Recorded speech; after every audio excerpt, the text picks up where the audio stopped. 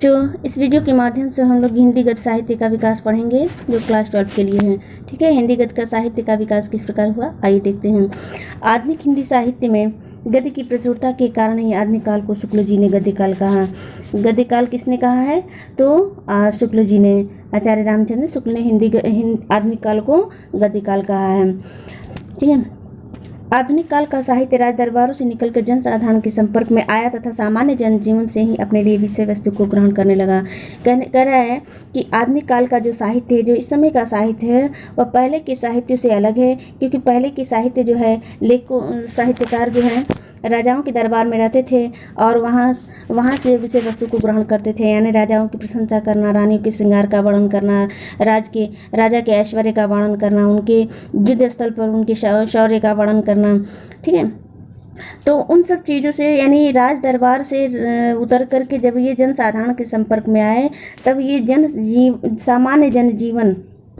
सामान्य जनजीवन से ही अपने लिए विषय वस्तु को ग्रहण कर लिया। यानी सामान्य जनजीवन, यानी सामान्य लोगों के बीच में आए, उनकी जीवन शैली को देखा, उनकी समस्याओं को देखा और उसी को ही अपना विषय वस्तु बना करके रचना करने लगे। ठीक है, अब आइए आदिकाल में किस तरह की रचनाएं होती थी। तो काव्य रचना के आदिकाल यानी संवत 1050 से 1375 में रची गई गद्य रचनाओं में चंपूकृत राउलबेल एक शिलालंकृत कृत है। यानी जो चंपू ने जो रचना की है राउलबेल की, वो पत्थरों पर लिखी गई रचना है। फिर इसके बाद जो है दामोदर शर्मा ने उक्त व्यक्ति प्रकरण की रचना की है। और फिर कवि ज्योतिषर जो मैथिली में लिखते थे, वह ज्योतिषर ने वर्ण रत्नाकर की रचना की। ठीक है, ज्योतिषर ने किसकी रचना की? तो वर्ण रत्नाकर की। और दामोदर शर्मा ने किसकी रचना? तो उक्त व्यक्ति प्रकरण की। ठीक है, फिर आते हैं भक्ति काल में किस प्रकार की रचना होती थी। तो भक्ति काल में ब्रज भाषा में रचित गोरखपंथी ग्रंथ गोरखसार, शिष्ट पुराण, गोरक्षोपनिषद प्राप्त होते हैं। यानी भक्ति काल में जो गोरखपंथी एक संप्रदाय होती थी, जिन्होंने गोरख ग्रंथ की रचना की, गोरखसार की रचना की, शिष्ट पुराण, गोरक्षोपनिषद की रचना की है। किसने? गोरखपंथियों ने। किसने की है? तो गोरखपंथियों ने किसकी रचना की है? शिष्ट पुराण की, गोरखसार की और गोरक्षोपनिषद की रचना की है। फिर इसके बाद जो है नाभादास जी आते हैं। नाभादास ने अष्टयाम की रचना की। नाभादास ने किसकी रचना की? अष्टयाम की। नाभादास ने अष्टयाम की रचना की। और फिर इसके बाद जो है बैकुंठ मणि शुक्ल कृत, यानी बैकुंठ मणि शुक्ल जी ने वैशाख महात्म, अगहन महात्म की रचना की। बैकुंठ मणि शुक्ल जी ने किसकी रचना की? तो अगहन महात्म और वैशाख महात्म की रचना की। इसके बाद जो है गोकुलनाथ जी आते हैं। गोकुलनाथ जो है इनकी रचना है 3 वचनामृत, 252 वैष्णवन की वार्ता और 84 वैष्णवन वार्ता की। ठीक है, गोकुलनाथ की कौन कौन सी रचना है? तो वचनामृत है, 252 वैष्णवन की वार्ता है और 84 वैष्णवन की वार्ता है, जो इस युग की क्या है? प्रधान रचनाएं हैं, यानी भक्ति काल की। इस युग की प्रधान गद्य कृतियां हैं ये तीनों, जो ब्रज भाषा में रचित हैं। किस भाषा में रचित है? तो ब्रज भाषा में। ठीक है, अब इसके बाद जो है कवि गंग आते हैं, जिन्होंने चंद छंद वर्णन की महिमा। कवि गंग ने किसकी रचना की? तो कवि गंग ने चंद छंद वर्णन की महिमा की रचना की। और फिर इसके बाद जो है कवि जटमल जो है इन्होंने गोरा बादल की कथा जो 1623 ईस्वी में रची गई थी। और फिर यानी कवि गंग और जटमल ये 2 ऐसे साहित्यकार हुए जो खड़ी बोली में ही अपनी गद्य कृति की थी, यानी गद्य में रचना की थी, जो इस काल में प्राप्त होती है, जिनमें खड़ी बोली का प्रारंभिक रूप दिखाई पड़ता है। इनकी रचनाओं में ही खड़ी बोली के रूप दिखाई देने लगते हैं। किसमें? चंद छंद वर्णन की महिमा कवि गंग की है और जटमल की गोरा बादल की कथा। ठीक है, फिर आते हैं हम रीतिकाल में। रीतिकाल जो 17वीं शताब्दी से प्रारंभ होता है, जो ब्रज भाषा के अष्टांग योग, कोक कथा, कोक मंजरी, अध्यात्म रामायण, हरितालिका कथा उल्लेखनीय ग्रंथ है। यानी रीतिकाल की जो रचनाएं हैं ब्रज भाषा में अष्टांग योग है और कोक कथा है, कोक मंजरी है, अध्यात्म रामायण है, हरितालिका कथा है। ठीक है, तो इस युग के खड़ी बोली गद्य के महत्वपूर्ण गद्यकार हैं। देखिए, अब इस युग के यानी रीतिकाल के जो गद्य गद्यकार हैं, गद्य के गद्यकार हैं वह टोडरमल जैन जी हैं।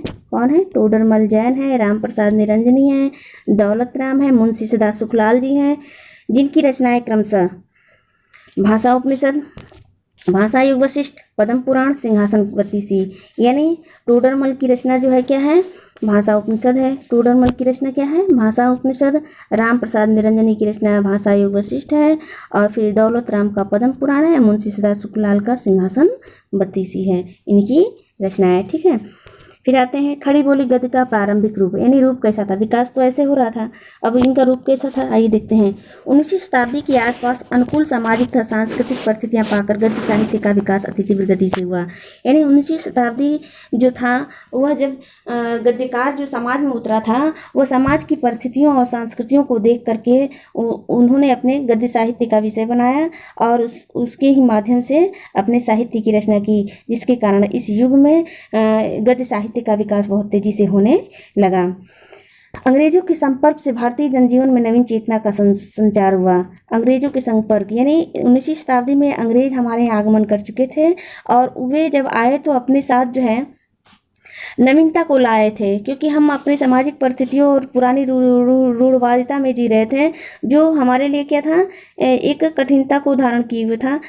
जब ये अंग्रेज आए तो अपने साथ नवीनता को लेकर आए, तो जिससे लोगों में नवीन चेतना का संचार हुआ, नवीनता का उन्हें आभास हुआ। पाश्चात्य शिक्षा एवं ज्ञान के संपर्क में आने से पुरातन मान्यताएं टूट रही थी। जब वो आए तो पाश्चात्य शिक्षा यानी अंग्रेजी शिक्षा का प्रचार करने लगे, और उनके ज्ञान के संपर्क में जब हमारे भारतीय आए तो उनकी पुरानी मान्यताएं, जो हमारी पुरानी संस्कृतियाँ थी, मान्यताएं थी, रीति रिवाज थे, वो सब क्या हो रही थी? टूट रही थी और कुचल रही थी, दब रही थी, और उसके स्थान पर नवीन जीवन यानी उनका हम अनुकरण करने लगे, अंग्रेजों की जीवन शैली को अनुकरण करने लगे, तो हमारे अंदर क्या होने लगा? नवीन जीवन मूल्य प्रतिस्थापित हो रहे थे। नवीन जीवन मूल्य का मतलब उनके हम रहन सहन को हम धारण कर रहे थे, ग्रहण कर रहे थे। ठीक है, ईसाई मिशनरियों ने भी खड़ी बोली को प्रचार का माध्यम बनाया। ईसाई मिशनरियाँ यानी जो अंग्रेज थे, जो उनकी मिशनरियाँ थीं, वो जो है अपने धर्म के प्रचार के लिए खड़ी बोली को माध्यम बनाया, क्योंकि उनका मुख्य उद्देश्य था अपने धर्म का प्रचार करना। तो जो उनकी बाइबिल थी, उस बाइबिल को उन्होंने हिंदी में क्या किया? कन्वर्ट किया, यानी हिंदी में अनुवाद करवाया, और जिसके कारण जो है हमारा हिंदी का विकास यानी हिंदी का प्रचार हुआ। इसके साथ ही साथ आर्य समाज, ब्रह्म समाज, रामकृष्ण मिशन, थियोसॉफिकल सोसाइटी के सामाजिक एवं धार्मिक आंदोलन ने भी खड़ी बोली के प्रचार में इन गद्य रचना हेतु नवीन जागरण लाने का प्रयास किया। कह रहे हैं कि अंग्रेजी मिशनरियों ने भी तो खड़ी बोली के प्रचार में सहयोग दिया, साथ ही साथ जो हमारे सामाजिक एवं धार्मिक आंदोलन थे, जैसे आर्य समाज, ब्रह्म समाज, रामकृष्ण मिशन, थियोसॉफिकल सोसाइटी, ये जो है हिंदी की खड़ी बोली के प्रचार में भी क्या किया था? अपना योगदान या सहयोग दिया था। 1800 ईस्वी में फोर्ट विलियम कॉलेज की स्थापना हुई, तथा गिलक्राइस्ट ने अलग हिंदी विभाग की स्थापना की। यानी फोर्ट विलियम कॉलेज की स्थापना 1800 ईस्वी में हुई थी, जो कोलकाता में हुई थी। तो उसमें जो गिलक्राइस्ट नाम का विद्वान था, उसने सोचा कि अंग्रेजी के विकास के साथ साथ हिंदी के भी विभाग की अंग्रेजी के विकास के साथ साथ हिंदी का भी विकास जरूरी है, इसलिए उन्होंने अलग से एक हिंदी विभाग की स्थापना व्यवस्था की। तभी खड़ी बोली गद्य परंपरा में 4 लेखकों के नाम विशेष रूप से आते हैं, और इस विभाग की स्थापना के बाद जो है 4 जो लेखक थे उनका नाम जो विशेष रूप से आता है, जिसे हम आगे देखते हैं। जैसे सदा सुखलाल जी हैं, इंसान अल्लाह खां हैं, लल्लू लाल हैं और सदल मिश्र। इन्होंने खड़ी बोली के प्रचार में बहुत ही योगदान दिया था। जो उस फोर्ट विलियम कॉलेज में क्या थे? अध्यापक के रूप में भी थे। जैसे लल्लू लाल और सदल मिश्र क्या थे? वहाँ अध्यापक थे। तो देखिए इनकी रचनाएं जो है, सदा सुखलाल ने सुख सागर की रचना की। सदा सुखलाल ने किसकी रचना की? सुख सागर की। इंसान अल्लाह खां ने रानी केतकी की कहानी, लल्लू लाल ने प्रेम सागर की कहानी, और सदल मिश्र ने नासिकेत उपाख्यान की रचना की थी। ये इनकी रचनाएं हैं जो हिंदी गद्य के विकास में महत्वपूर्ण योगदान दिया था। इन चारों के अतिरिक्त राजर्षि प्रसाद सितारे हिंद तथा राजा लक्ष्मण सिंह ने भी खड़ी बोली गद्य के विकास में योगदान दिया। इन्होंने तो अपना योगदान दिया अपनी रचनाओं के माध्यम से, लेकिन इनके साथ साथ 2 राजाओं ने भी हिंदी गद्य के विकास में भी योगदान दिया था। जैसे राजर्षि प्रसाद सितारे हिंद इन्हें हिंदी के प्रचार के लिए बनारस अखबार प्रकाशित किया। राजा श्री प्रसाद सितारे हिंद, श्री प्रसाद सितारे हिंद ने किस अखबार का प्रकाशन किया था? तो बनारस अखबार का था। अनेक रचनाएं भी उन्होंने रची, जैसे आलसियों का कोड़ा, राजा भोज का सपना, गुटका, ये 3 रचनाएं उनकी है जो हिंदी गद्य के विकास में योगदान दिया था। लेकिन इनकी भाषा में उर्दू शब्दों की प्रचुरता थी, इस कारण जो है वह ज़्यादातर हिंदी भाषा के विकास में पूर्ण रूप से योगदान नहीं दे पाए, क्योंकि इनकी भाषा में उर्दू शब्दों की प्रचुरता ज़्यादा थी। इसके विपरीत यानी इसके उल्टा जो है राजा लक्ष्मण सिंह भाषा में संस्कृत की तत्सम शब्दावली की प्रचुरता थी। यानी राजा श्री प्रसाद सितारे हिंद की भाषा में उर्दू शब्दों की प्रचुरता थी और राजा लक्ष्मण सिंह की भाषा में क्या थी? संस्कृत की तत्सम शब्दों की प्रचुरता थी। इन्होंने प्रजा हितैषी नामक पत्र निकाला तथा रघुवंश, अभिज्ञान शाकुंतल, मेघदूत का अनुवाद किया।